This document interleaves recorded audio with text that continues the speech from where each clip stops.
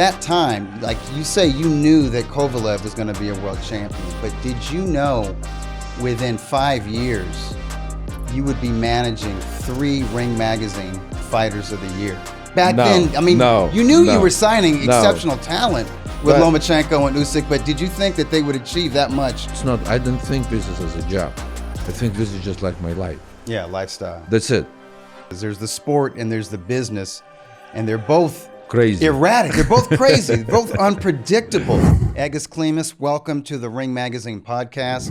What else Oleksandr Usyk needs to prove he's the best? I don't hear answers. Thank you so much. Thank you very much. You know me, I'm Doug Fisher, editor-in-chief of Ring Magazine. And how far did we go back? I was trying to think about it. Like, when did I first meet you? I'm thinking at least 10 years, but maybe more. Maybe more. Maybe more, yeah. Maybe more. I believe we met somewhere in California, even on the small shows. Yes. We were covering by Steve Bash, maybe shows. There you go. One of Steve Bash's shows. I believe maybe one of we did a ESPN show at the Playboy Mansion. Okay. Are you was involved? No. I would remember the Playboy Mansion. But here's what I do remember. When you really sort of made your name and got on not just my radar, but on the radar of other members of the media, and maybe a lot of hardcore fans, was in 2013. Okay, so we're talking about 11 years ago. Yeah. At the start of that year, you have a fighter named Sergey Kovalev, not really known, not totally respected, maybe looked at as a sort of a mid-level prospect, but at the start of 2013, he's on NBC Sports Network. Correct. And he's fighting a former champion from Spain named Gabriel Campillo. Campillo, correct. And I'm thinking that's a difficult style for this Russian fighter who, at the time, I'm just looking at as sort of a plodding, come forward, heavy-handed guy. But Kovalev showed me something, and he showed a lot of people something. He got Campillo out of there in 3 or 4 rounds. And from that point on, people are paying attention to Kovalev. And in fact, later that year, I believe he picked up the WBO title from Nathan Cleverly. That was 2013 was a very good year for me. I've been involved in boxing since like 2000, 2001. I don't remember now exactly. You go way back. Yes, and first of my champion became in the 2013, if you remember, Mexican-Russian, Evgeny Gradovich. Yeah. Was he trained by Robert Garcia, or did he train out of that gym? Yes, he was trained by Robert Garcia. A lot of fun. We started way back, 2004, 2005, with Don Turner. Yes, yeah. Legendary trainer. Yes, yeah. Legendary trainer, Don Turner. Last of the old school great trainers. And the 2000, Gradovich, I brought Gradovich like a 2009, I believe, to United States from Russia. And Kovalev introduced me with Gradovich. And working with Sergey, I truly, truly believed he's going to be my first champion. So you had that belief. But Gradovich beat him up because Gradovich became, in 2013 in March, he became a champion, IBF champion, beating Billy Dipp from Australia. Correct. And that's the IBF featherweight title. Yes. And Kovalev fought Campillo. It was early in 2013. I remember this. Yes. And then Kovalev in the 2013, during the summertime, he fought on NBC Sports. He fought, I cannot remember it now exactly. Or maybe it was a Campillo. No, maybe not. Anyway, I brought Lomachenko and Usyk to the States. Right. And I started working in 2013. In August, Kovalev beat Cleverly, became a champion. And I started working with Usyk and Lomachenko in 2013. Yeah. So 2013, it was ice-breaking in my boxing career. Yeah, it's a pivotal year. So Vasiliy Lomachenko, one of the greatest amateurs of all time, 2-time Olympic gold medalist. he made his pro debut on a top-ranked undercard. I believe it was Tim Bradley against Juan Manuel Marquez in Las Vegas. He had one fight that year, and I made him, it was my choice, I made him Prospect of the Year. I wasn't editor of the magazine yet, but the editor of the magazine, Michael Rosenthal, at the time said, Doug, you keep your eye on young talent. You know who the prospects are out there. And I said, this guy Lomachenko is amazing. He's going to be a world champion by his second or third pro fight. So if he's going to be Prospect of the Year, it's got to be now. So he was Prospect of the Year for 2013, but he was 1-0. So my question to you is, at that time, like you say, you knew that Kovalev was going to be a world champion, but did you know within 5 years you would be managing 3 Ring Magazine Fighters of the Year? Because in 2014, it was Kovalev. In 2017, it was Vasiliy Lomachenko. And in 2018, it was Oleksandr Usyk. Yes. Wow. I mean, back then, no, you knew no, you were signing exceptional talent with But- Lomachenko and Usyk, but did you think that they would achieve that much that quickly? It wasn't, look, I still love and I loved what I did and what I do. And I never thought about that, I'm going to have a undisputed champion. I'm going to have I will become a manager of the year, which is I did like 3 years in a row. 16, 17, 18, I believe. Probably deserved 5 years in a row, but yeah. But anyway, but it wasn't something what I did for what I did. It really, of course, it's nice when people recognize what you do, because most of the time a manager, what they do, will work behind the curtains. Right. You don't see what I do. Some fighters appreciate. Some fighters don't even know what we do. Right. As a manager, and this is. I never thought about it going to be. I'm going to have 3 Ring Magazine fighters. And right now, if you're going to ask me, I really don't know. Did I had through my career 12, 13, or 14 champions? I don't put that on the paper. I know I have more than 10. Yeah. During my career, but how many? Some people count how many championship bouts we were involved. No, I don't do it. I don't collect credentials. You just do your job. This is your do my career, job. and you're focused on that. Exactly. And then what happens? And it's not my job. Probably that's what makes it different. It's not. I don't think this is as a job. I think this is just like my life. Yeah, lifestyle. That's it. Sometimes I have to travel, God knows where, and I'll give you an example. In the last 4 months, the most time I spent at home, it was 2 days in a row. Like if I spend the 2 days, I have to travel. I come back 2 days, I have to travel. I've been all around. So what is it about you that you can sort of take to this lifestyle? Because boxing is 24 hours a day, and there's no vacation. You're working on weekends. I mean, the fighters are fighting on weekends. Exactly. But there's no off season for boxing. So you never get a break. So what is it about you or about your background that made you acclimate and take to this crazy business and sport? Because there's the sport and there's the business, and they're both crazy, erratic. They're both crazy. They're both unpredictable. Yeah. And as you know, there's highs and there's lows, because you have these highs, but then you have, in my opinion, the first fight between Kovalev and Andre Ward, I thought your guy won.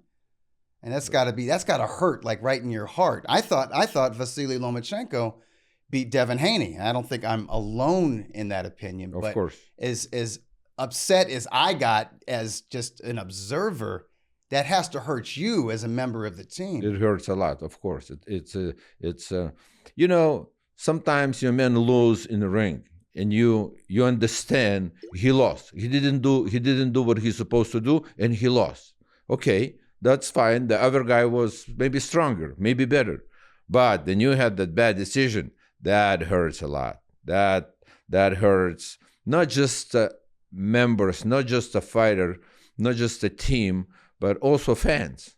Yeah, it definitely turns fans off. But how do you keep from being turned off?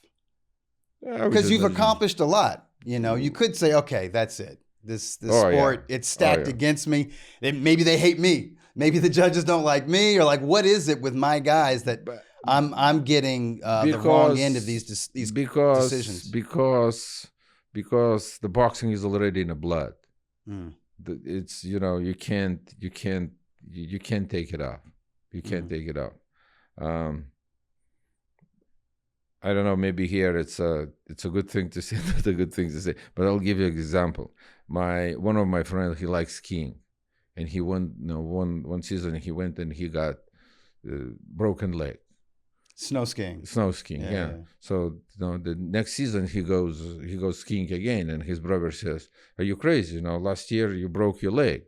And he goes like, "How about if I had a sex and I had a gonorrhea? So I should stop it?" Yeah, right. So this is kind of like, it's already in your blood. So you got one loss, you got a bad loss or a good loss, but you just keep going. It doesn't stop. Doesn't stop at all. Tell me about some of the highs. I mean, did that mean something to you when your fighters were Ring Magazine Fighter of the Year? When they're, I mean, I knew I wore this T-shirt for a reason, but this is a tradition. It's the oldest of the Ring Magazine awards. It goes back to 1928. Gene Tunney, the heavyweight champion, was the first Ring Magazine Fighter of the Year. But that's the tradition, being on the cover of Ring Magazine, sometimes with the Ring Magazine Fighter of the Year belt. But you've had 3 fighters to do that. What did that mean to you at that time? I know. Maybe I have a couple more coming. Okay. Well, yeah, you probably do.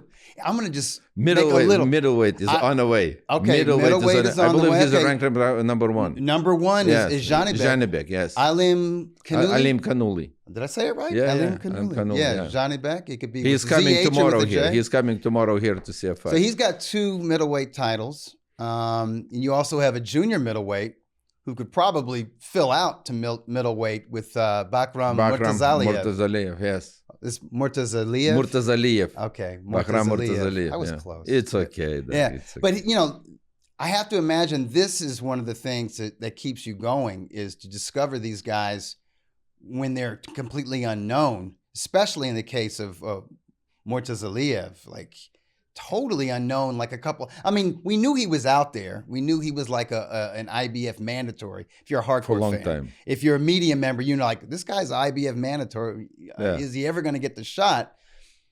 He finally gets the shot at a vacant belt, right? This year in Germany. In Germany, yes. Yeah. So he beats Kolke, and okay, all right, that's not too bad. But then he defends the title against Tim Tszyu and blows everybody's socks off. Yes. Especially Tim Tszyu's socks. Yes. It's definitely one of the breakout performers of 2024. Are these one of the things that really kind of like gets you motivated for boxing? You know, then I can't say, you know, I'm with my fighters every day on an everyday basis, you know, but, you know, when you speak, when you start understanding every fighter, you know, family, you know, their wives, their kids, their father, mother, you know, you live with their problems, not just with you know, like we all do have problems in our lives. And, you know, you getting involved into their lives, and then you see what they're achieving. Then you gave a good example. Then Bahram came, and after the fight with Tszyu, we've been talking with him, and he looked at me and he goes like, Egis, do you remember when you brought me to United States? Then I went into the gym, and I had all the killers, Besputin, the Mean Machine Kavaliauskas, some other guys from Kazakhstan, and he goes like, they you know, these guys with a big experience, and I was just taking beating day by the day, and I kind of like, one day, and now look at him, you know? Yeah, he's a champion, and he you know what he achieved, and now he I would say he obviously he surpassed them all, and he grew up on my eyes, just like, you know, I saw him coming up. Right. Like, you know, like you know, you have a kid, and, you know, he graduated at university or college, and you're, you know, proud of it. So it's almost, you know, same feeling. Right. When you were talking about Bakram sparring with all those killers. Were you talking about your gym, the boxing lab in The Oxnard, boxing lab in California? Oxnard, yeah, remember that? Yeah, yeah. So at one time, I mean, maybe you had 20 fighters 20 under contract, and they yeah. were all training there. Yeah, And yeah. most of them from that part of the world, if not Eastern Europe, then Central Asia. That was kind of amazing. Yeah, I remember Jim Lampley did the story about that.